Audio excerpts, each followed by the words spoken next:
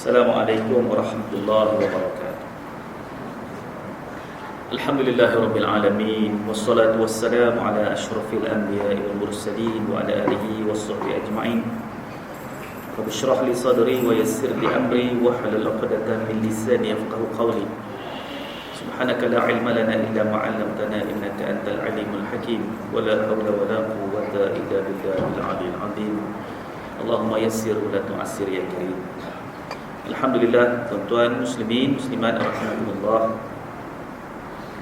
Syukur kita kehadrat Allah Subhanahu wa taala di atas limpah kurnia Allah, kita telah selesai menunaikan salat fardu maghrib secara berjamaah.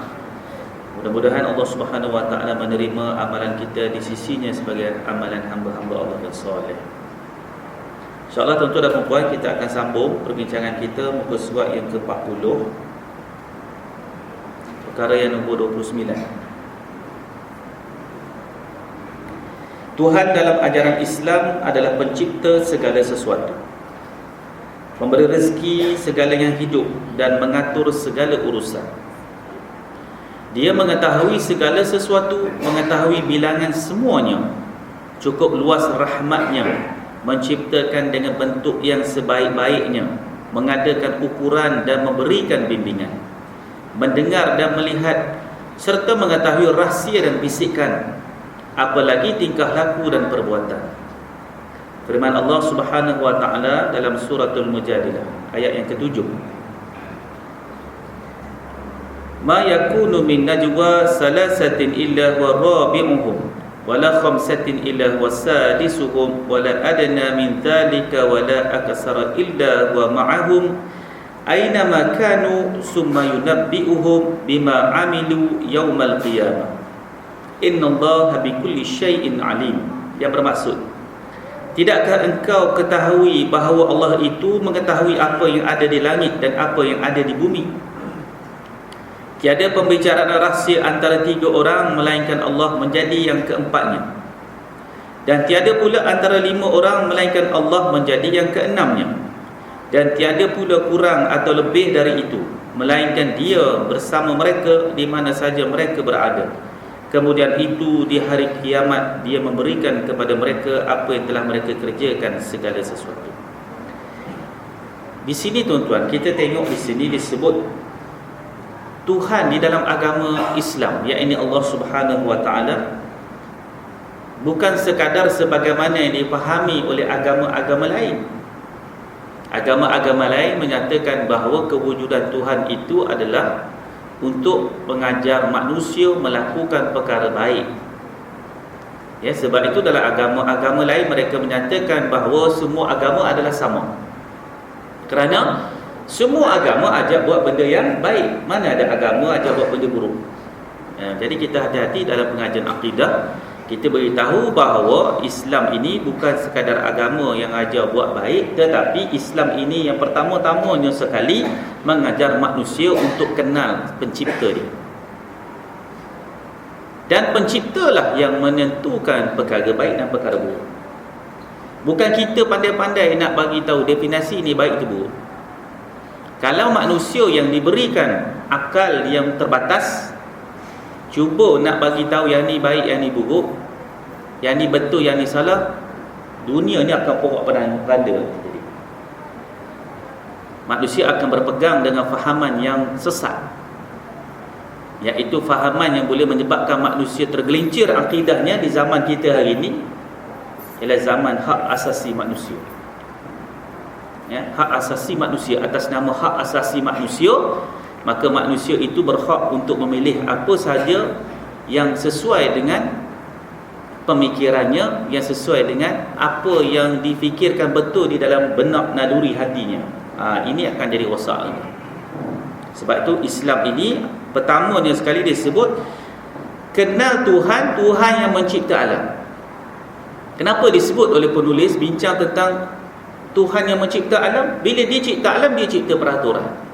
Bila dia cipta alam, dia yang tahu mana baik mana buruk untuk makhluk-makhluk yang berada di dalam ciptaannya, di dalam alam yang diciptanya. Kalau kita duduk di alam dunia, duduk di alam muka bumi ni, Allah Ta'ala yang tahu mana baik mana buruk untuk kita ni. Mana yang boleh makan, mana yang tidak boleh makan. Kalau manusia ini dia tidak diberikan panduan bagaimana nak hidup di dalam pentadbiran Allah, di dalam penciptaan Allah, manusia akan jadi rosak. Manusia akan fikir benda-benda yang dia rasa sesuai pada satu-satu ketika tetapi tidak sesuai pada sepanjang masa. Sedangkan Allah Subhanahu Wa Taala beritahu kepada kita bahawa kita ni kena hidup sesuai dengan peraturan Allah sepanjang masa.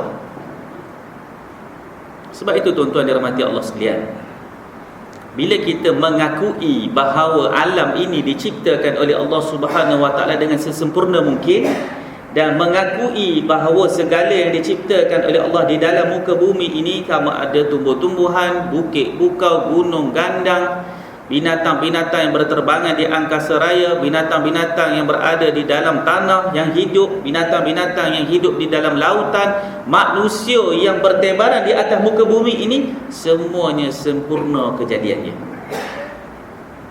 Dalam akidah kita kena terima ni bahawa penciptaan itu sempurna. Allah Subhanahu Wa Taala menciptakan manusia, dia cipta dua jenis, iaitu lelaki dan perempuan. Kita terima tak benda ni? Kita kena terima. Mana mungkin tiba-tiba ada sekumpulan manusia mengatakan bahawa dia bukan lelaki dan dia juga bukan perempuan, iaitu dia transgender. Kan susah nanti. Saya transgender, dia kata. Macam mana tuan-tuan nak sebut? Kita tengok hari baru-baru ni kan, perbicaraan di Mahkamah Rayuan Sivil, mereka menang dalam kes itu walaupun mereka kalah di Mahkamah Tinggi Syariah.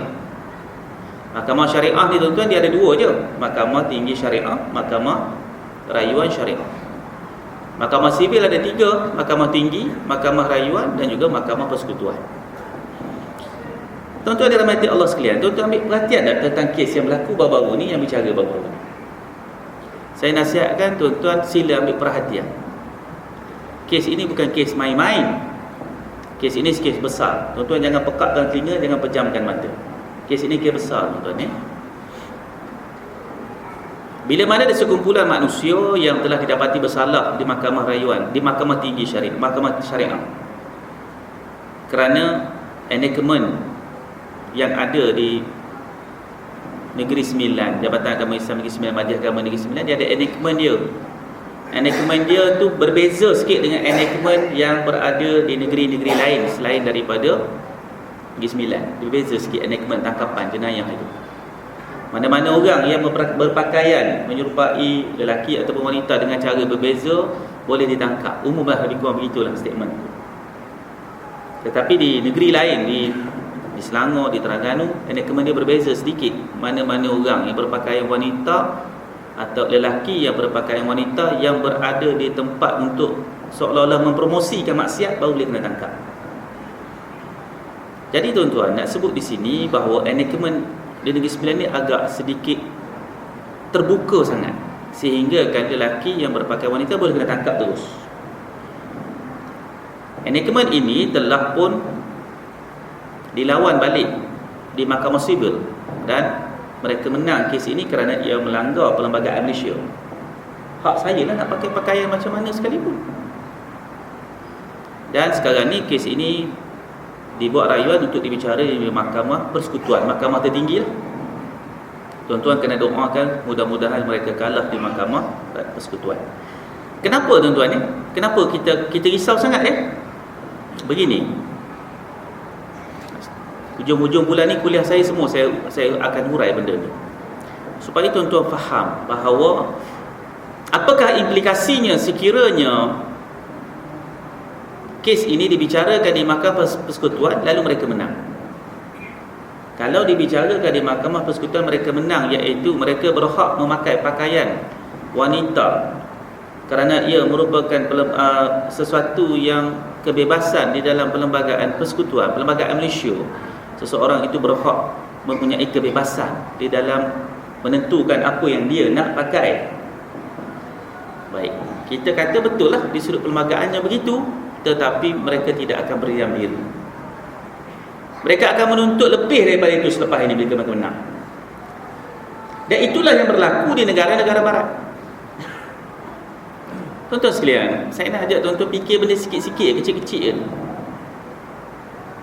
Katakanlah mereka menang kes ini di Mahkamah Persekutuan, mereka mempunyai hak untuk berpakaian wanita, lelaki berpakaian wanita dan wanita berpakaian lelaki. Yang lelakinya dengan make upnya, dan mereka akan pergi buat suntikan hormon dan sebagainya. Kita baca baru-baru ni dalam surat khabar, golongan-golongan ini mereka kata apa? Saya baca, dia kata kami pun tahu agama juga. Kami tak buang alat sulit kami cuma suntik hormon aja. Kerana kalau buang alat sulit, nanti Nabi tak mengaku umat. Kat situ dia pandai pula pakai agama. Yang dia pergi suntik sampai ada buah dada tu tak apa pula. Nampak? Ini dia jadi keliru di sini. Dia jadi keliru. Tuan-tuan dirahmati Allah sekalian, kita fikir kecil-kecil je. Dalam fiqh tuan-tuan, dalam ibadat, fiqh ibadat, kita terima apa tuan-tuan? Kita terima cara beberapa pergerakan di dalam sembahyang di antara lelaki dan perempuan ada perbezaan. Betul? Angkat takbir, orang lelaki dia suruh angkat takbir sebenarnya, dia suruh buka kan, kembang kan, dari ketiak kita dia kembang kan, tu orang lelaki angkat takbir. Orang perempuan dapat. Transgender angkat macam mana tuan-tuan? Saya rasa dia kena angkat sebelah buka, sebelah tutup. Tok imam nak letak dia kat mana? Sah mana letak kan? Letak dengan sah kita tak khusyuk semayang kita tuan-tuan. Letak dengan sah orang perempuan, pening orang perempuan. Nampak? Dia akan jadi masalah dalam ibadat. Kerana kita mengiktiraf ada satu makhluk baru yang seolah-olahnya makhluk ini adalah makhluk yang Allah Ta'ala itu tidak cerdik dalam menciptakan makhluk, kerana mereka wujudkan satu makhluk baru. Bukankah kita kena terima bahawa penciptaan Allah Ta'ala itu sempurna, lengkap, lelaki, perempuan, jelas. Tiba-tiba ada di antara tengah-tengah, kecuali bagi mereka yang disebut sebagai khunsa. Khunsa lain, dia ada dua alat kelamin, itu cerita lain. Namun begitu, dalam khunsa pun tidak dua-dua alat kelaminnya berfungsi, salah satu saja. Kemudian dia boleh memilih untuk menjadi lelaki ataupun menjadi perempuan. Kalau transgender macam mana? Dalam ibadat je tuan-tuan, kita dah pening kepala nak tak sah mana. Nanti kalau kita letak dengan perempuan, dia nak pakai macam mana? Nak pakai telekong, pakai slow jeans, pening. Itu bab semayang je dulu. Tandas dekat surau Al-Azhar, Kota Warisan ni kan, nak letak kat mana tandas? Ada 3 tandas kena buat renovation ni. Male, female, transgender. Tok Imam Masjid kena marah je dah baca doa. Wal jami'il muslimin wal muslimat. Muslimin dan muslimat aku tak masuk untuk orang Tok Imam. Transgender tak masuk. Pergi jauh sikit lagi, esok dia mati, siapa nak pergi mandi dia? Alat kelamin lelaki tapi ada buah dada. Sebab dia pergi injek, dia pergi masuk gel dan sebagainya. Saya tak sanggup nak mandi kan. Walaupun saya biasa duduk pergi mandi jenazah, tak sanggup dia. Orang perempuan lagi tak sanggup. Siapa nak pergi mandi? Kita kena pergi geng-geng dia juga. Selesai mandi, Tok Imam sakit pening. Dalam sembahyang jenazah kita baca apa? Allahumma ighfir lahu warhamhu. Untuk jenazah lelaki. Jenazah perempuan, Allahumma ighfir laha warhamha. Transgender, Allahumma ighfir lahu warhamha. Kacau. Pergi jauh sikit, pembahagian harta pusaka nanti susah nanti. Pembahagian harta pusaka, lelaki dapat lebih, perempuan dapat sikit. Transgender tak dapat langsung. Tuan-tuan dirahmati Allah sekalian, sebab itu kita kata tadi, penciptaan Allah Subhanahu Wa Taala itu adalah penciptaan yang sempurna. Bila Allah Taala cipta kita, dicipta sempurna dah. Cara kita hidup, apa kita makan, dan diberikan kepada kita Al-Quranul Karim supaya jelas bagaimana kita nak hidup sebagai seorang lelaki, bagaimana kita nak hidup sebagai seorang perempuan dalam melakukan ketaatan kepada Allah Subhanahu Wa Taala dalam peringkat ibadat, dan begitulah seterusnya. Sebab itu tuan-tuan, dia katakan di sini bahawa Islam kena terima bahawa alam ini diciptakan oleh Allah. Itu yang pertama. Yang kedua, segala yang diciptakan oleh Allah itu telah lengkap, sempurna. Kita tak boleh pandai-pandai tiba-tiba bagi tahu yang ni tak berapa nak lengkap. Tak boleh.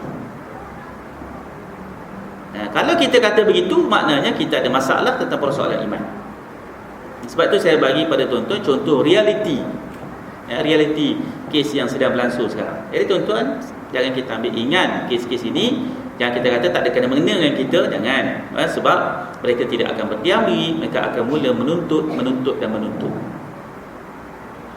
Esok tuan-tuan kalau mereka menang, tuan-tuan esok nak terima menantu, tuan-tuan susah. Kena tanya kat anak ni. Anak lelaki kita bawa seorang gadis yang dia nak kahwin, terpaksa ibu bapa kena tanya, ori ke?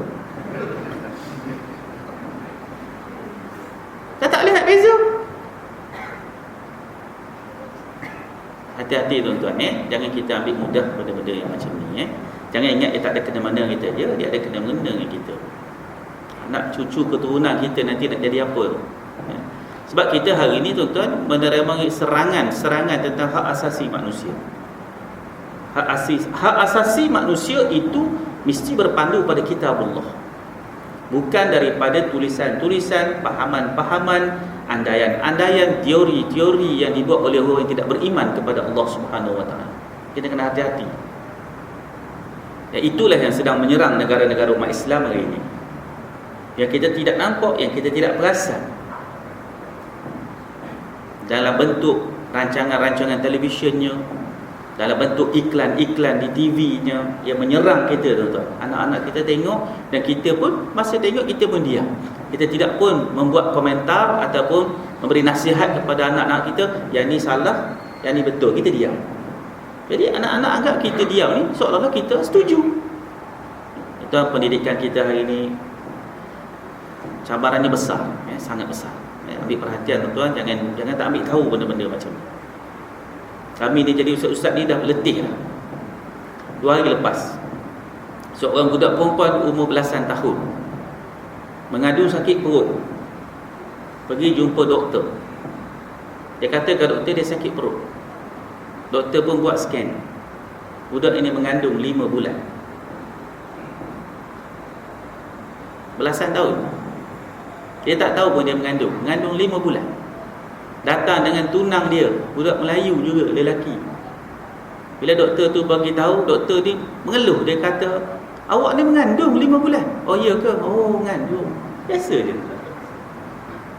Tak kahwin. Tunang dia nak bayar duit scan RM40 pun tak ada duit. Telefon kawan-kawan mak rempit, aku nak kena bayar duit hospital lah, boleh tak? Kau hantar, aku nak pinjam duit. Nak bayar scan RM40 pun tak ada duit. Apa nak cakap tuan-tuan? Di Bangi je tuan-tuan, tak jauh daripada tempat kita. Jadi tuan-tuan, kami ni ustaz letih. Penat. Penat bukan maknanya menyesal, tak menyesal. Penatnya sebab tuan-tuan hak mari surau masjid pun tak nak buat kerja-kerja ni.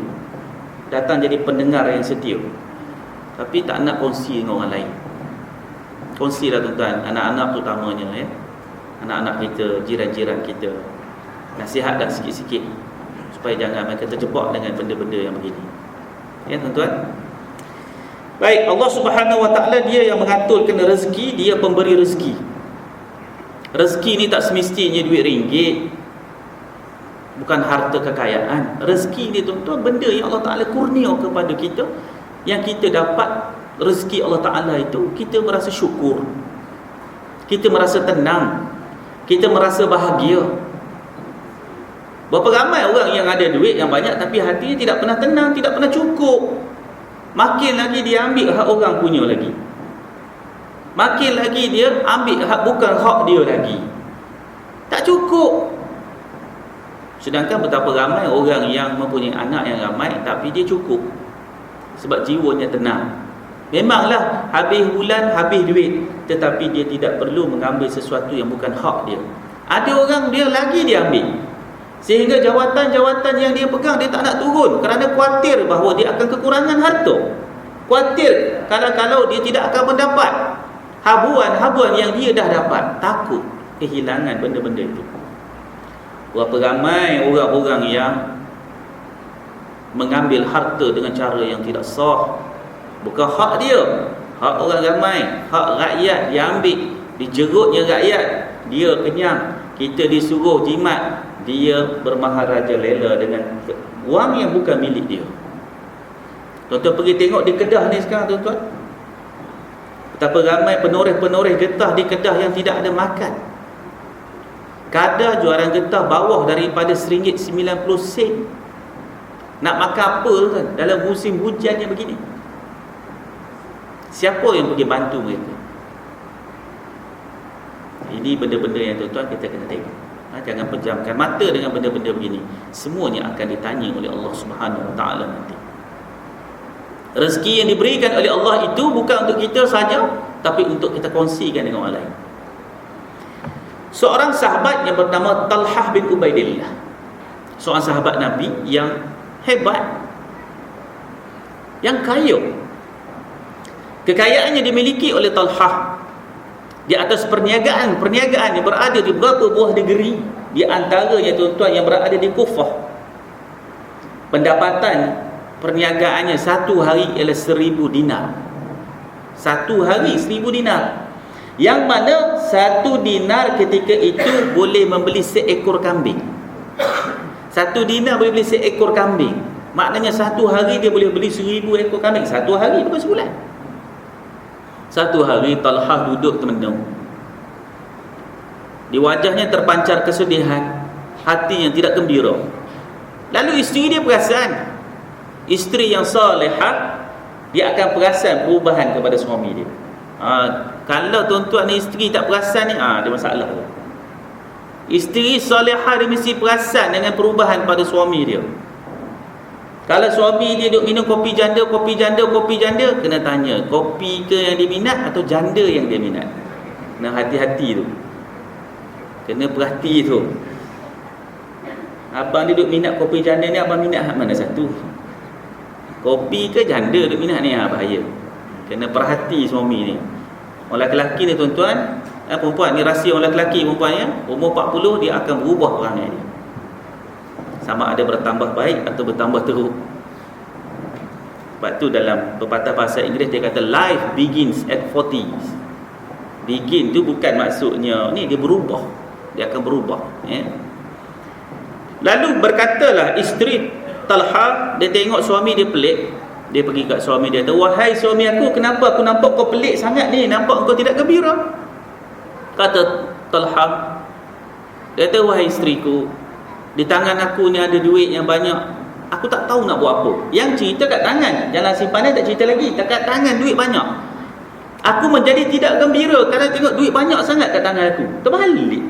Duit banyak kat tangan tak gembira. Kita lagi banyak lagi gembira. Isteri solehah kata apa kepada suami dia? Dia kata, wahai suamiku, pergilah kamu bawa duit ini, berikan kepada fakir dan miskin. Nescaya Allah akan berikan kepada kamu kegembiraan. Tengok. Isteri yang salihah, dia tak kata bagi kat aku lah aku beli barang emas banyak-banyak. Tak ada. Bang, bagi kat saya lah bang, saya nak beli telekong Lyra. Tak ada. Dia kata pergi, bagi dekat fakir dan miskin. Talhah bin Ubaidillah bawa duit ni tuan-tuan, dia pergi bagi kepada fakir dan miskin, bagi dan dia balik kemudian dalam keadaan senyum gembira. Lalu dia kata kepada isteri dia, kata, wahai isteriku, sungguh benarlah apa yang kamu katakan tadi, bahawa sesungguhnya aku merasa puas dan gembira.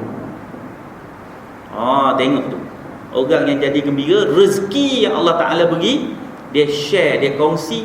Allah Ta'ala lah yang akan campakkan kegembiraan di dalam hati dia.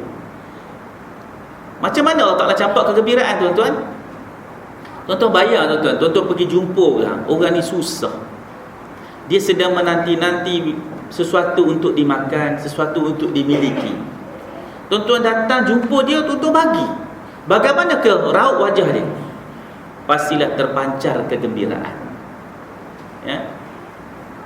Sebab itu tuan-tuan, when you give a smile, you will get 1,000 smile. Bila kita bagi dengan sesuatu senyuman, kita akan mendapat lebih banyak senyuman daripada orang lain.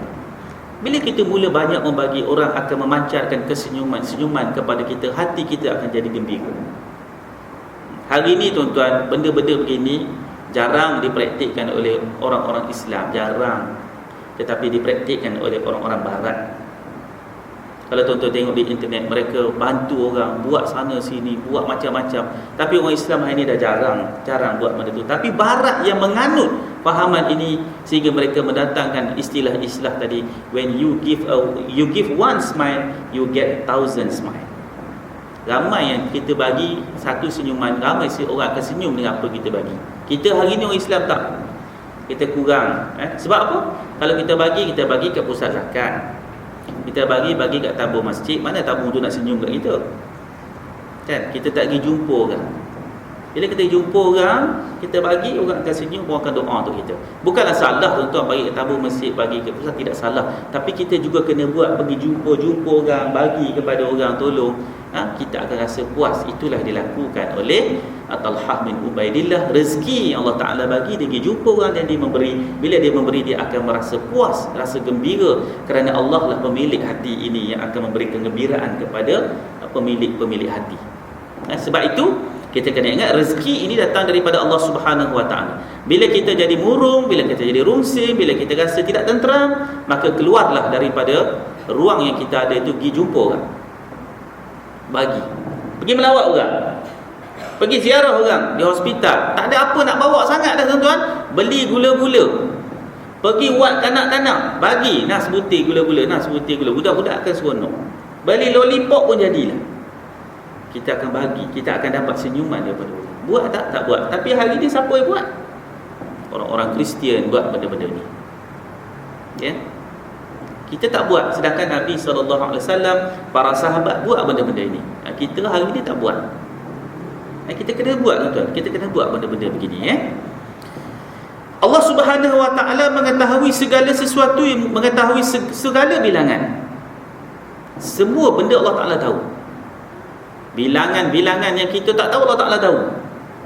Kita ni rambut atas kepala kita tak tahu berapa banyak. Tak tahu. Atas kepala kita, bukan jauh atas kepala orang pun. Berapa lain tak tahu, tak terkira. Tak boleh kira, tak tahu. Tetapi Allah Subhanahu Wa Ta'ala mengetahui semua. Semua Allah Ta'ala tahu. Ada orang tak tahu pun gigi dia ada berapa. Berapa dah patah itu, tak ingat. Hak ada dalam mulut pun tak tahu dah. Balik kita tengok cermin, ada berapa batang, lupa dah. Hak ada kat kita pun tak tahu dah. Allah Subhanahu Wa Ta'ala mengetahui segala-galanya. Allah Ta'ala tahu. Cukup luas rahmatnya menciptakan dengan bentuk yang sebaik-baiknya. Yang saya dah sebut tadi, Allah Ta'ala ciptakan kita dengan sebaik-baiknya. Dijadikan lelaki, dijadikan perempuan. Itu sebaik-baik penciptaan Allah. Mana mungkin tiba-tiba ada satu manusia kata dia tu tak sempurna, maka dia kena modify diri dia dengan membuat sesuatu yang pelik-pelik, dengan menambah sesuatu pada diri dia yang tidak sepatutnya ada, ditambah. Tak mungkin. Sebab itu adalah menggambarkan bahawa seolah-olahnya Allah Ta'ala itu tidak sempurna dalam menjadikan manusia. Tak cerdik Allah Ta'ala jadikan manusia, seolah-olahnya begitu. Hati-hati. Jangan kita kata naluri saya tu dah naluri perempuan, nak buat macam mana? Sebenarnya awak tu sakit, awak kena dirawat. Awak bermasalah, awak perlu mendapat rawatan. Itu dia jalan dia. Bukannya mengikut kata naluri itu, mengubah diri menjadi sesuatu yang pelik-pelik dan sebagainya. Ya. Kalau zaman kita dulu tuan-tuan, tahun 80-an lagi dah, Tuan Haji ingat lagi, kita dulu tak ramai, adalah seorang penulis dalam majalah utusan dulu. Nama dia Mama Jui. Ingat lagi nama Mama Jui? Mama Jui itu pun dah taubat nasuha dah. Dah pergi Mekah dah. Dah jadi lelaki yang sempurna. Taubat dah dia pun. Ada gambar dia pergi haji dah. Taubat dah, akhirnya jumpa jalan pulang. Kita hari ni ada hak baru-baru pula. Tapi yang pelik tuan-tuan, yang banyaknya tu Melayu. Hak Cina jumpa yang lembut-lembut kurang. Hak India pun kurang. Hak Melayu banyak sangat. Sampai orang terpaksa buat filem Suamiku Sotong. Itu semua penyakit dia semua tuan-tuan. Itu semua penyakit tu. Penyakit nak bagi rosak minda orang. Marah penerbit filem dengan saya lepas ni. Baik. Mendengar dan melihat serta mengetahui rahsia dan bisikan, apalagi tingkah laku dan perbuatan. Allah Ta'ala itu maha mendengar. Dengar ya Allah Ta'ala ni tak macam kita. Kita ni dengar kalau duduk depan-depan ni dengar. Jauh-jauh dah tak dengar. Allah Ta'ala ni dia dengar. Yang diucap mahupun yang tidak diucap, yang dibisikkan di dalam hati juga dengar. Kita kalau duduk sebelah kawan bisik-bisik, orang lain tak dengar. Tetapi Allah Subhanahu Wa Ta'ala tetap mendengar. Bila Allah Ta'ala mendengar, apakah natijahnya kepada kita, tuan-tuan? Ini nak faham ni, tuan-tuan. Saya duk bawa benda-benda ni, duk bincang dengan masyarakat ni, baca kitab ni, iman dan kehidupan ni, supaya kita nampak bahawa kalaulah disebutkan Allah Ta'ala itu mendengar, so apakah implikasinya kepada kita? Maknanya kamu hati-hati, kamu mengumpat, kamu mencaci, kamu menghina, kamu buka aib orang, kamu jangan lupa Allah Ta'ala itu tetap dengar. Mungkin orang yang kamu umpat, mungkin orang yang kamu hina, mungkin orang yang kamu fitnah tu tak sampai kepadanya apa yang kamu ucap, tapi kamu jangan lupa Tuhan yang menciptakan kamu, Tuhan yang menciptakan orang yang kamu umpat itu, dia mendengar. Itulah dia panggil iman. Orang beriman dia tak akan buat benda-benda tu. Itu dia tak akan buat. Allah Ta'ala tahu. Dia tak akan fitnah, dia tak akan cakap, sebab dia tahu Allah Ta'ala dengar. Sebab Allah Ta'ala itu maha mendengar. Sifat Allah Ta'ala itu. Dia melihat, sama ada yang nyata ataupun tersembunyi. Kita ni, tuan-tuan, yang nyata pun tak dapat nak lihat, sekiranya ia berada di belakang kita. Hak depan nampak lah, tapi hak belakang tak nampak dah. Tuan-tuan yang duduk sini tak tahu hak belakang macam mana. Mak mentua lalu belakang pun tak tahu. Lalu depan nampak, lalu belakang dah tak tahu. Walaupun kita boleh melihat, tetapi hanya yang berada di hadapan kita sahaja. Di dalam gelap kita tak nampak, tetapi Allah Ta'ala nampak. Gelap je habis. Ada mata tapi tak nampak, sebab gelap. Tapi Allah Ta'ala tetap melihat, mengetahui. Setiap rahsia dan bisikan, sesuatu yang kita nak cerita dan kita tak nak cerita, Allah Ta'ala tahu. Tuan-tuan, kita dalam hidup ni bukan semua benda boleh cerita ke orang, kan? Tak ada, tak boleh semua benda cerita ke orang. Ada benda yang kita boleh cerita dengan kawan-kawan, ada benda tak boleh cerita dengan kawan-kawan. Ada benda kita boleh cerita dengan isteri, ada benda tak boleh cerita dengan isteri. Perempuan kalau kata suami tak ada rahsia, bohong. Abang tak ada rahsia dengan saya. Kalau suami kata, I tak ada rahsia dengan you, bohong. Dia mesti ada rahsia. Suami pun sama, tanya kat isteri, you tak ada rahsia dengan I kan? Isteri kata, I love you bang, I tak ada rahsia dengan you, bohong. Mesti ada rahsia. Pasti ada rahsia yang dia tak boleh cerita. Seorang isteri yang ada masalah, takkan nak cerita dengan anak-anak dia. Malu cerita kat anak-anak, simpan kat dalam hati. Dia ada rahsia, dia tak ada cerita dengan jiran-jiran. Nanti jiran tahu hal rumah tangga dia, dia simpan dalam hati. Dengan suami dia, lagi dia tak boleh cerita, sebab suami dah punca masalah segala-galanya. Tak ada cerita, simpan. Habis nak cerita dengan siapa? Cerita dengan Allah Subhanahu Wa Ta'ala. Allah itu tetap akan mendengar. Allah Ta'ala itu tetap akan sentiasa membuka untuk mendengar apa masalah kita. Kita ni, tuan-tuan dan puan-puan sekalian, kalau kita cerita dekat orang masalah kita, kalau hari-hari cerita, orang mana boring kan? Kau ni tak habis-habis cerita pasal mak mentua kau. Kita akan naik jemu. Bila dia datang, kau jangan cerita pasal mak mentua kau. Dia tak cerita lagi pun, kita dah tak nak dengar. Tetapi Allah Subhanahu Wa Ta'ala tetap akan mendengar. Berapa kali pun kita cakap, beratus kali, beribu kali, Allah Ta'ala sentiasa akan mendengar. Jadi tuan-tuan, mengadulah dengan Allah. Mengadulah dengan Allah. Tuan-tuan dan puan-puan sekalian, saya ni, sebab saya tahu cerita-cerita ni, sebab orang duk bertelefon saya. Semalam ada satu perempuan umur 60 lebih telefon saya. Macam itulah, Ustaz, saya sunyi Ustaz, suami saya dah meninggal. Saya anak perempuan seorang je. Anak saya pula, anak-anak 2 orang je. Saya tak ada siapa-siapa. Saya pindah di Selangor ni, saya tak ada kawan-kawan. Jadi saya telefon Ustaz ni, sebab Ustaz ni jadi open minded sikit. Boleh saya mengadu dengan Ustaz? Ceritalah. Dengarlah, saya dengar. Orang tua-tua orang tua-tua dalam kat umur 70, pencet cikgu dan sebagainya. Dia sunyi, kata puan mengadu dengan Allah. Mengadu, Ustaz macam mana nak tenang? Mengadu dengan Allah, baca Quran. Macam mana nak tenang? Macam mana nak tenang hati? Istighfar banyak-banyak, banyak tasbih banyak-banyak. Jangan mengadu dengan manusia, mengadu dengan Allah. Allah yang boleh campurkan ketenangan dalam hati kita. Mengadu, Allah Ta'ala tu akan dengar. Dia akan dengar, dia akan dengar, dan dia akan sentiasa mendengar. Jadi janganlah kita ni bila ada masalah kita tak nak mengadu dengan Allah Subhanahu Wa Ta'ala. Baik tuan-tuan di sekalian, dalam ayat yang kita bacakan tadi, Allah Subhanahu Wa Ta'ala menyatakan bahawa Allah Ta'ala mengetahui apa yang ada di langit dan di bumi. Kita dah bincang itu banyak dalam kuliah-kuliah saya dah sebut itu tentang bagaimana Allah Ta'ala tahu apa yang berada di langit, apa yang ada di bumi. Saya tak nak udah lagi dah hari ini. Allah Ta'ala menceritakan bahawa dia mengetahui percakapan, perbincangan, dialog di antara 3 orang, melainkan Allah Ta'ala menjadi yang keempat. 4 orang Allah Ta'ala jadi yang kelima, 5 orang Allah Ta'ala jadi yang keenam, atau yang kurang daripada itu pun Allah Ta'ala akan sentiasa ada di situ. Maksudnya apa? Maksudnya Allah Subhanahu Wa Ta'ala tetap akan mengetahui. Tetap akan mengetahui. Ya, maknanya jangan duk bohonglah kalau kita cerita ni seolah-olah Allah Ta'ala tidak mengetahui. Azan. Saya berhenti dulu untuk azan.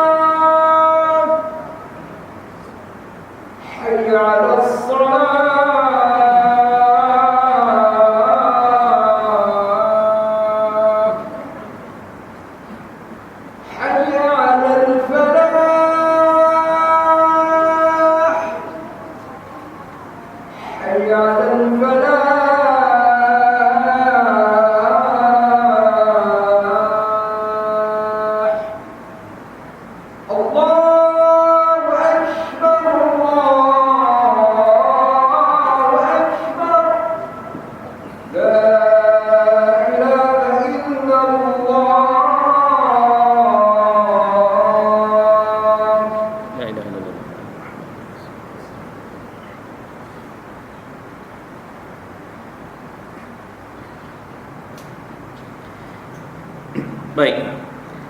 Maknanya sama ada ramai ke sedikit ke, Allah Ta'ala tetap akan mengetahui. Duduk ramai-ramai sembang, Allah Ta'ala tahu. Duduk seorang-seorang sembang, Allah juga mengetahui. Tidak ada sesuatu pun yang tidak ada dalam pengetahuan Allah.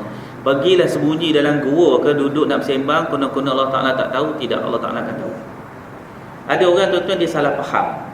Dia salah faham, dia ingat Allah Ta'ala ni tak tahu. Lalu dia pun masuk duit di dalam tabung masjid. Dia masuk, dia tulis dalam sampul itu hamba Allah. Lepas tu dia jumpa, dia kata, Ustaz, tadi saya masuk duit dalam tabung, saya tulis hamba Allah, supaya Allah tak tahu mana satu hamba dia yang masukkan duit dalam tu. Itu bukan ikhlas nama dia. Itu tuan-tuan jawab. nak tunjuk ikhlas sangat konon supaya Allah pun tak tahu siapa masuk. Orang pengerusi surau memanglah tak tahu, tapi Allah Ta'ala pasti tahu. Ya, pasti tahu siapa yang masukkan, siapa muat. Jadi jangan salah faham. Orang dia kata hamba Allah ni supaya manusia tak tahu, bukan Allah Ta'ala tak tahu. Dia kata ramai sangat hamba Allah, tak tahu Allah Ta'ala tahu. Allah Ta'ala tahu. Tahu. Kalau Allah tak tahu, susah engkau nanti tak dapat ganjaran. Masuk-masuk tak dapat ganjaran. Pastilah Allah Ta'ala tahu. Sebab Allah Ta'ala itu memberi ganjaran kepada apa ibadat yang kita lakukan, ya. Yang dalam hati kita Allah Ta'ala tahu, yang kita tak cakap. Kadang-kadang ada benda kita tak boleh cerita dengan orang pun, simpan seorang-seorang je lah. Itu pun Allah Ta'ala tahu. Pasti Allah Ta'ala tahu. Baik, maknanya pada hari akhirat kata Allah Subhanahu Wa Ta'ala, Dia akan beritahu balik kepada kita apa yang kita buat atas muka bumi ni. Atas muka bumi ni, jumpa hari akhirat, semuanya akan diberitahu oleh Allah Subhanahu Wa Ta'ala. Semuanya akan digambarkan, semuanya akan dibongkar. Setiap benda. Masa tu dah terlambat dah untuk kita nak menyesal, sebab semuanya diketahui oleh Allah. Sebab itu orang-orang munafik pada hari akhirat itu mereka akan menyesal sungguh-sungguh, sebab mereka beriman dengan iman yang palsu. Mereka sembahyang, mereka buat ibadat, tapi bukan kerana Allah Subhanahu Wa Ta'ala. Dipanggil sebagai orang-orang munafik. Orang munafik. Kita ni sebab tu doa minta jangan hati kita ni mempunyai penyakit nifak, penyakit orang munafik. Jangan ada. Penyakit tu akan datang, tuan-tuan, dia akan datang.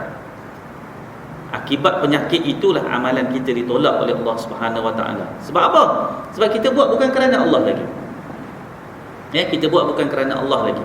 Kerana manusia, kerana pangkat, kerana kedudukan, kerana mungkin mengharapkan undi dan sebagainya. Bukan kerana Allah lagi. Penyakit-penyakit itu akan datang. So kita kena minta dengan Allah berlindung daripada sifat-sifat nifak ini, sifat-sifat munafik ini. Baik tuan-tuan, kita tengok sikit lagi. Seluruh alam ini tunduk kepada perintah dan undang-undang Tuhan. Sentiasa tasbih memuji Tuhan. Semuanya menjadi saksi bahawa Tuhan itu ada, esa dan maha kuasa. Malaikat, jin dan manusia semuanya tidak dapat melepaskan diri dari kekuasaan Tuhan dengan tidak ada kecualinya. Alam ni Allah Ta'ala beritahu bahawa Dia ciptakan alam ni semua kena tunduk kepada Dia. Semua kena patuh kepada Dia.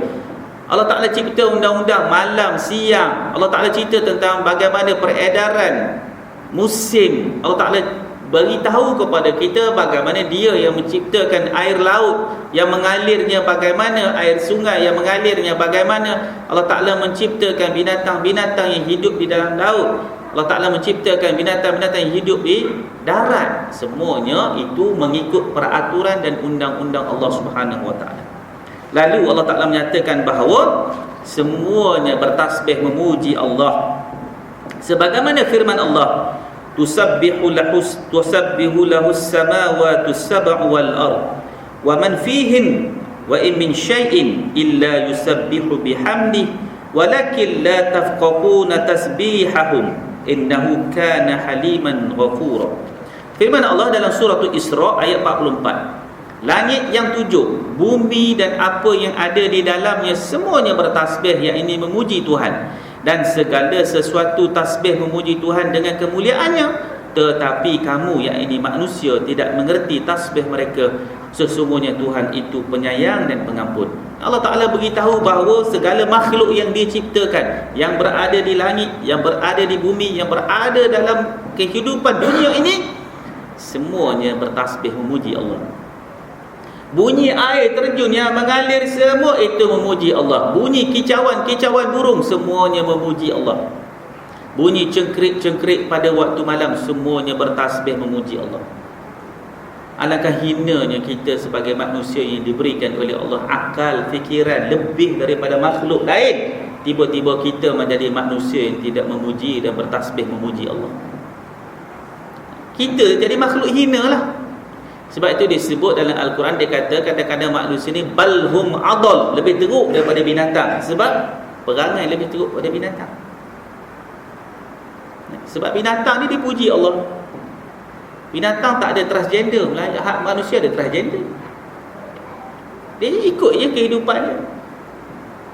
Tapi kadang-kadang manusia ni jadi lebih hina daripada binatang sebab manusia itu sendiri tidak memuji Allah.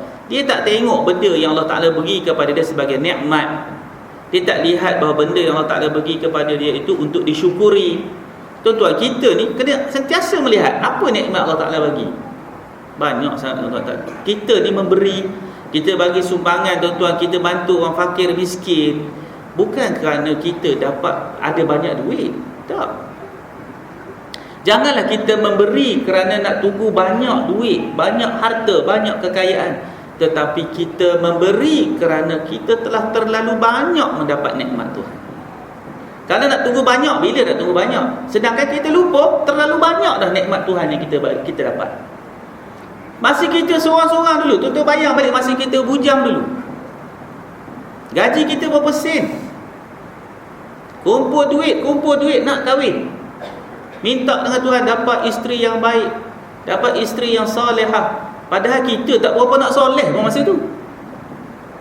Masa minta bukan main lagi. Ya Allah, kurniakan aku isteri yang salihah. Semayang pun tak cukup 5 waktu. Hak perempuan pun sama, doa nak suami hak soleh. Tapi aurat tak tutup. Tapi Allah Ta'ala bagi kita pasangan hidup. Kahwin lepas tu minta nak zuriat, dapat zuriat. Tak ada rumah, beli rumah. Tak ada kereta, beli kereta. Zuriat bertambah-tambah. Dapat cucu lagi dan sebagainya. Bayang balik kita dulu bagaimana? Terlalu banyak nikmat Tuhan yang kita dapat. Maka selayaknya lah kita ini menjadi orang yang menginfakkan sedikit daripada apa yang kita miliki itu untuk tanda syukur kepada Allah. Ya, itu tanda syukur. Bagilah apa yang kita ada, duit ringgit ke, tenaga ke, buah fikiran ke. Dah tak ada duit sangat, kita datang surau masjid, bantu-bantu bersih dan sebagainya. Sebagai apa? Mensyukuri nikmat yang Tuhan bagi kat kita. Kita kena buat begitu. Baik. Begitu juga firman Allah Subhanahu Wa Taala. Allah Taala sebut tadi bahawa Dia itu Maha Penyayang dan Pengampun. Tuan-tuan, sifat ni kadang-kadang Allah Taala sebut Ghafurur Rahim, yang Maha Pengampun, yang Maha Penyayang. Kadang-kadang Allah Ta'ala sebut Maha Penyayang, Maha Pengampun. Dalam ayat ni dia sebut Maha Penyayang, Maha Pengampun. Tuan-tuan, tengok tak sifat pengampun Allah dan kasih sayang Allah itu tak sama dengan kita. Contoh bagaimana tuan-tuan? Kita kalau orang buat salah dengan kita, orang tu datang jumpa, memang dia buat salah, kita memang geram dengan dia. Satu hari dia jumpa kita, dia kata, "Tuan Haji, saya minta maaf, dulu saya buat begini-begini." Mungkin kita ketika itu hati pun dah sejuk sikit. Kita kata, "Tak apalah, saya maafkan kesalahan yang dulu, saya lupakanlah." Bolehkah tuan-tuan kita menyayangi dia sebagaimana belum dia buat salah kat kita dulu? Susah kita kan. Bolehkah kita menyayangi orang yang buat salah kat kita? Susah kita tuan-tuan. Tetapi Allah Subhanahu Wa Taala sudahlah Dia mengampunkan, Dia akan menyayangi pula. La ilaha illallah. Ini sifat Allah. Kita nak buat macam tu payah. Sebab kita pegang dengan falsafah barat, I can forgive but I can't forget. Itu yang susah. Saya boleh maafkan tapi saya tak boleh lupakan. Tapi Allah Subhanahu Wa Taala tak begitu. Dia sudahlah maafkan kita. Dia sayang pula kat kita. Innallaha yuhibbut tawwabin wa yuhibbul mutatahhirin. Allah Ta'ala itu akan menyayangi, akan mencintai orang-orang yang bertaubat. Wa yuhibbul mutatahhirin, dan orang-orang yang disayangi oleh Allah, mereka yang cari jalan untuk mensucikan diri dia. Allah Ta'ala akan sayang kepada orang yang buat dosa, buat maksiat tapi dia bertaubat. Allah Ta'ala akan sayang. Kita orang buat salah dengan kita, orang buat silap dengan kita mungkin boleh maafkan, tapi mungkin sukar untuk kita menyayangi itu. Itulah manusia lemah kita ni, ya? Kita itu sifat yang lemah. Kita tengok firman Allah dalam surah Al-Hajj ayat 18. Alam tara anna Allah yasjudu lahu man fis samawati wa man fil ard, wasyamsu wal qamar wan nujmu wal jibal wasyajar wad dawab wa katsiran minan nas wa katsira haqqa alaihi al-'adzab. Tiadakah engkau ketahui bahawa kepada Allah sujud tunduk apa yang ada di langit dan di bumi, matahari, bulan, bintang-bintang, gunung-gunung, pohon-pohon, binatang-binatang dan sebahagian besar daripada manusia, dan sebahagian lagi sudah semestinya mendapat siksaan. Allah Ta'ala beritahu kepada kita yang kita tidak ketahui. Allah Ta'ala beritahu supaya kita ambil tahu bagaimana Allah Ta'ala jelaskan bahawa langit, bumi, matahari, bulan, bintang, gunung ganang, bukit buka, pohon-pohon, binatang-binatang dan sebahagian daripada manusia, semuanya itu tunduk sujud kepada Allah Subhanahu Wa Ta'ala, yang ini patuh kepada Allah, kecuali sebahagian. Siapa? Iaitu mereka yang kufur. Kufur ini dua lah, sama ada manusia ataupun jin. Di kalangan jin ada jin yang Muslim, ada jin yang tidak Muslim. Namun begitu Allah Ta'ala sebut makhluk-makhluk lain, semuanya tidak pernah menderhakai Allah Subhanahu Wa Ta'ala. Tuan-tuan boleh bayang tak tuan-tuan, kalau di satu tempat itu manusia melakukan maksiat yang banyak, manusia melakukan perkara yang mungkar, kalaulah alam ini boleh balas, dia balas sendiri dengan kekuasaan dia, bagi habis lah. Katakan hujan kata aku nak turun biar tenggelam habis mati, ataupun matahari kata aku nak panaskan biar mati terbakar, dia orang ni semua habis.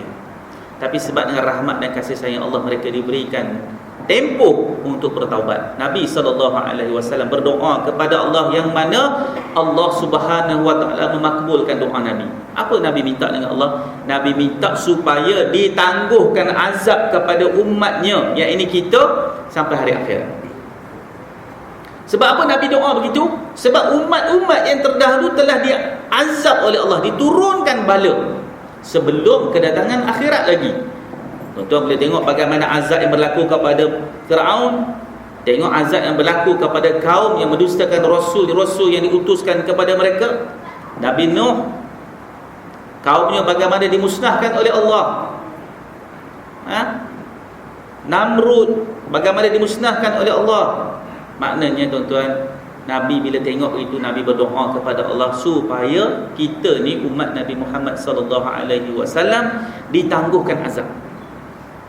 Apa yang tak ada zaman kita ni tuan-tuan? Zaman jahiliah orang bunuh anak perempuan. Zaman Nabi Musa orang bunuh anak laki-laki. Zaman kita laki perempuan orang bunuh. Apa yang tak ada? Zaman Nabi Lut dijatuhkan bala kepada mereka, kepada kaum yang melakukan sesuatu yang dahsyat. Kaum kita apa yang tak ada? Ada lesen lagi. Apa yang tak ada di zaman kita semua ada. Tetapi kenapa tidak datang bala Allah? Kerana Allah Subhanahu Wa Ta'ala terima doa Nabi SAW, minta tangguh sehinggalah hari akhirat. Tangguh itu bermakna kita ni ada peluang untuk bertaubat. Itu makna tangguh yang diminta oleh Nabi SAW. Begitu juga tuan-tuan firman Allah dalam surah Al-Hadid ayat 1 hingga 3. Sabbaha lillahi ma fis samawati wal ard wa huwal azizul hakim. Lahul mulkus samawati wal ard yuhyi wa yumit wa huwa ala kulli syai'in qadir. Wa awwal wal akhir wal zahir wal batin wa huwa bi kulli syai'in alim. Yang bermaksud apa yang ada di langit dan di bumi tasbih, yang ini memuji Allah, dan dia maha kuasa dan bijaksana. Kepunyaannya lah kerajaan langit dan bumi. Dia yang menghidupkan dan mematikan. Dia kuasa atas segala sesuatu. Dia yang pertama dan terakhir, yang terang dan tersembunyi, dan dia cukup mengetahui segala sesuatu. Dalam surah Al-Hadid ni Allah Subhanahu Wa Ta'ala ulang, banyak kali Allah Ta'ala ulang, yang berada di langit, yang berada di bumi tetap bertasbih memuji Allah. Kenapakah Allah Ta'ala ini, makhluk-makhluk ini bertasbih memuji Allah? Sebab disebut dia maha kuasa dan bijaksana. Kita dipuji sebab dia maha kuasa, dia maha bijaksana. Selayaknya lah pujian kepada dia. Kita ni tak ada tuan-tuan, banyak benda kita tak tahu. Yang ada kat tubuh kita ni pun kita tak boleh kawal. Boleh tak tuan-tuan kita kawal rambut kita jangan panjang? Tak boleh kawal. Kawal, cuba buat apa-apa kawal rambut jangan panjang. Tak ada. Rambut gugur, itu pun tak boleh nak kawal. Rambut tumbuh pun tak boleh nak kawal. Lemah lah, kita ni lemah tuan-tuan, lemah. Bila kita lemah, kita kena fikir, lemah je kita ini pasti ada yang hebat. Siapa yang hebat? Allah Subhanahu Wa Ta'ala yang menciptakan kita. Dialah hebat. Dia yang maha hebat. Maka selayaknya lah kita memuji Allah, bertasbih memuji Allah. Perbanyakkan tuan-tuan tasbih, subhanallah, subhanallah. Perbanyakkan sambil bawa kereta, sambil mencangkul, sambil siram pokok, sambil memasak, sambil dia buat benda-benda tak ada apa, hati tu sentiasa puji Allah. Subhanallah, subhanallah, subhanallah. Bertasbih kepada Allah, bertahmid kepada Allah, alhamdulillah, alhamdulillah, alhamdulillah. Bertakbir memuji Allah, Allahu akbar, Allahu akbar. Bertahlil la ilaha illallah. Kena ingat pada Allah. Barulah tuan-tuan, bila manusia itu ingat kepada Allah, masa hari kita nak mati, Allah Ta'ala akan ingat pada kita. Sebab kita dah biasa begitu. La ilaha illallah, la ilaha illallah. Bila kita nak mati, kita akan ingatlah kalimah-kalimah itu. Kalaulah kita pun masa hidup tak berapa nak sebut nama Allah, macam mana mati nanti tu imam duk bagi bisik pun kita tak boleh nak sebut. Dia takkan boleh sebut. Satu benda yang janggal yang dia dapat. Ya, maka kita memerlukan latihan-latihan itu dalam kehidupan kita. Allah Subhanahu Wa Taala menyebut hebatnya Allah, dia memiliki kerajaan. Kerajaan apa? Langit dan bumi.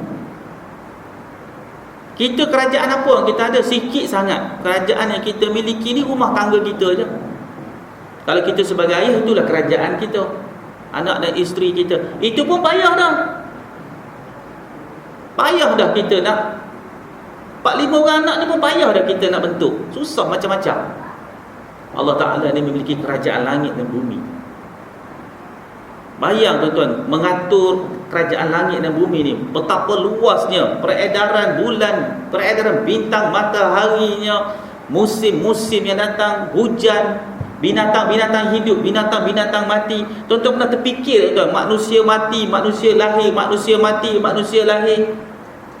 Satu hari berapa orang mati, satu hari berapa orang lahir. Siapa yang atur benda-benda tu?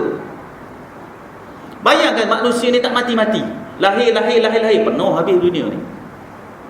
Penuh habis semua. Maka siapakah yang mengatur tentang dunia ini supaya kita boleh hidup, ada space, ada ruang, ada tempat kita boleh hidup? Allah Ta'ala mengatur sampai peringkat orang ni mati, mari hak baru pula. Mati hak ni, mari hak baru pula. Siapa yang atur? Kalau kita ada sebuah syarikat yang kita ada staff, berapa ramai yang kita boleh ambil? Ada tempat terhad. Syarikat yang kita memiliki staff, kita ada tempat yang terhad untuk letak staff kita, kursi meja. Itu pun kita dah pening dah. Kita boleh mengatur berapa orang nak pencen, berapa orang kita nak ambil. Itu pun dah pening kepala dah. Ada orang yang kita baru tengah plan-plan, dia mati pula. Ada orang yang kita harap dia mati, tak mati-mati pula. Duk merapu tak habis-habis lagi. Kita lemah, tak lemah kita, ya? Kita lemah. Maka Allah Ta'ala sebut dialah yang maha bijaksana. Dia yang menghidupkan dan mematikan. Dia kuasa atas segala sesuatu. Fir'aun, ketika mana dia berdialog dengan Nabi Musa AS, dia kata kepada Fir'aun, wahai Fir'aun, Tuhan kau boleh buat apa wahai Fir'aun? Nabi Musa kata, Tuhan aku boleh menghidup dan mematikan. Ayat ini. Kata Fir'aun, aku pun boleh hidup dan mematikan. Kamu tengok ni aku buat. Dia ambil 2 orang letak ke depan. Dia kata kat pengawal dia, kamu bunuh orang ni. Kamu bunuh si A ni, tinggal si B ni hidup. Maka dia kata kepada Musa, wahai Musa, kamu kata tadi Tuhan kamu boleh menghidup dan mematikan. Kau tengok aku Fir'aun, aku kata A mati, aku biarkan B hidup. Aku pun boleh menghidup dan mematikan. Fir'aun dia rasa dia cerdik dah, dia cakap gitu. Nabi Musa kata, wahai Fir'aun, bolehkah kamu menghidupkan yang mati itu? Kerana sesungguhnya Tuhan aku, yang ini Allah, boleh menghidupkan yang mati itu. Masa tu Fir'aun dah terkedu, tak boleh nak jawab. Sebab tu Nabi Musa ada mukjizat menghidupkan orang mati, nak lawan dengan Fir'aun. Allah Ta'ala yang bagi kekuasaan. Allah Ta'ala menghidupkan orang yang mati. Dia boleh matikan orang tapi tak boleh hidupkan, ya? Dia yang pertama dan terakhir. Maknanya jangan tuan-tuan fikir kalau kita ikut calculation, sesuatu yang ada di atas muka bumi ini pasti ada sesuatu yang menciptakannya. Falsafah itu hanya terpakai untuk makhluk, tetapi tidak terpakai untuk Allah. Jangan duduk fikir takkan Allah Ta'ala ni tak ada yang menciptakan dia kan? Jangan fikir macam tu. Itu falsafah tu untuk makhluk je, untuk Allah tidak terpakai. Allah Ta'ala sebut dia yang pertama, dia yang terakhir. Tidak adalah dia sebelumnya menciptakan, tidak ada. Dia Allah Subhanahu Wa Ta'ala. Tuan-tuan, ini iman tuan-tuan, ya. Kena faham sungguh-sungguh, kena pegang sungguh-sungguh ni. Jangan sesekali datang dalam pemikiran kita, datang pasti ada sesuatu yang mencipta. Tidak boleh. Baik, adakah bila datang begitu kita terus murtad? Persoalannya, kerana telah timbul keraguan dalam hati kita tentang Allah? Tidak. Buktinya Nabi SAW ditanya oleh keluarga Yasir ketika mana dia diazab, dia tak tahan, dia kata, ya Rasulullah, aku tak tahan ya Rasulullah, aku telah mengungkap kata-kata kufur, adakah aku telah terkeluar atau terbatal iman aku?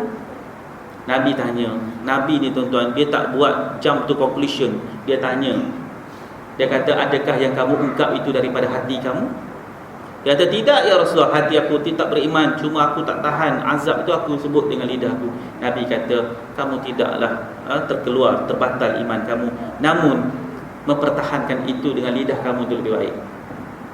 Maknanya sakit teruk macam mana pun tetap tahankan, itu lebih baik. Tapi kalau tak boleh tahan, tubuh tak mampu tahan, hati itu tetap beriman.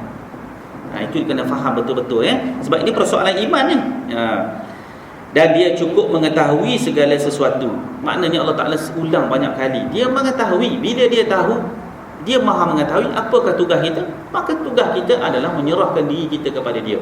Ya, ini kita mestilah bertawakal kepada Allah. Tawakal dengan sungguh-sungguh tawakal, yang mana kita serah-serah bulat-bulat. Betul-betul kita tidak lagi dah patah balik ke belakang dan sebagainya, tak ada lagi dah. Maknanya kita serah diri kepada Allah Subhanahu Wa Taala. Apa yang diperintahkan kita buat, apa yang dilarang kita tinggal. Solid, mutlak, jangan persoalkan. Sami'na wa ata'na, kami dengar dan kami taat, iaitu apa yang Allah Taala perintah kita buat. Maka sebab itu tuan-tuan dan rahmati Allah sekalian, kita ingat sifat-sifat Allah ni banyak kita sebut tadi dalam perbincangan kita. Maka selayaknya kita sebagai hamba Allah yang lemah, kita memuji Allah, bertasbih, ingat kepada Allah, banyak puji-puji Allah. Kalau orang tanya lagi, Ustaz macam manalah saya nak tenang, saya bagi tahu, nak tenang baca Quran, tengok maknanya, banyak tasbih, dan jangan lupa kena banyak-banyak istighfar. Kerana bila kita istighfar, barulah titik-titik hitam di dalam hati kita itu akan gugur. Maka barulah boleh masuk cahaya Allah, barulah boleh masuk nur Allah, barulah boleh masuk ilmu-ilmu yang akan datang kepada kita. Maka sebab itu tuan-tuan dan puan-puan sekalian, perbanyakkan istighfar, minta ampun kepada Allah, dan baca Quran, tengok makna. Bila kita tengok makna, kita akan dapat semangat daripada kisah-kisah yang disebut oleh Allah dalam Al-Quran. Dan kita jangan lupa bahawa sentiasa ada sifat raja, iaitu mengharap. Bila kita buat sesuatu amal, kita harap, ya Allah terimalah amalan ni. Kalau kita semayang, ya Allah terimalah semayang aku. Kalau kita derma, ya Allah terima ia sebagai amal yang soleh. Kalau kita buat baik, ya Allah terimalah di sisi Engkau. Ini kena ada sifat mengharap. Sifat mengharap ini tuan-tuan akan menyebabkan kita ni jadi rendah diri. Sebab kita tahu kita tak ada keupayaan, kita tidak ada kekuasaan. Maka yang memiliki kekuasaan Allah, maka kita kena harap pada dia. Dia bimbing kita, dia bawa kita, dialah yang akan akhirnya mencintai kita. Bila Allah Ta'ala cinta kita, selamatlah kita tuan-tuan. Sampai kita nak mati pun, dalam solat jenazah kita masih lagi sebut Allahumma gfir lahu warhamhu. Ya Allah, ampunkanlah si mati. Ya Allah, rahmatkanlah si mati. Ya Allah, kasihlah pada si mati. Sampai orang tu dah mati, roh dah dicabut pun, kita masih lagi minta, ampunkan dia wahai Allah, rahmatkan dia wahai Allah, kasihkan dia pada Allah. Kerana apa? Kalaulah satu orang punya doa saja Allah Ta'ala makbul, selamatlah orang ini di hari akhirat. Satu doa saja, satu orang je Allah Ta'ala makbul, ampunkan dosa-dosa dia, rahmatkan dia, kasihkan pada dia. Allah Ta'ala makbul doa itu je, selamat kita dunia akhirat. Kecuali kita ada masalah dengan manusia. Sebab itu tuan-tuan, bila kita hidup, rajin-rajinlah semayang jenazah orang. Rajin-rajin pergi semayang jenazah orang. Mudah-mudahan bila kita mati esok, orang semayang jenazah kita, orang-orang alim datang semayang jenazah kita, sebarkan tentang kematian yang ada di tempat kita. WhatsApp, hantar mesej dan sebagainya. Sahabat ni meninggal, datang ramai-ramai solat jenazah, datang ramai-ramai solat jenazah. Mudah-mudahan kita mati esok ramai orang sembahyang jenazah kita, Allah makbul satu doa, selamat kita insya-Allah dunia akhirat. Tuan-tuan, saya rasa di situ saja, insya-Allah kita sambung nanti pada pertemuan yang akan datang. Wabillahi taufiq wal hidayah.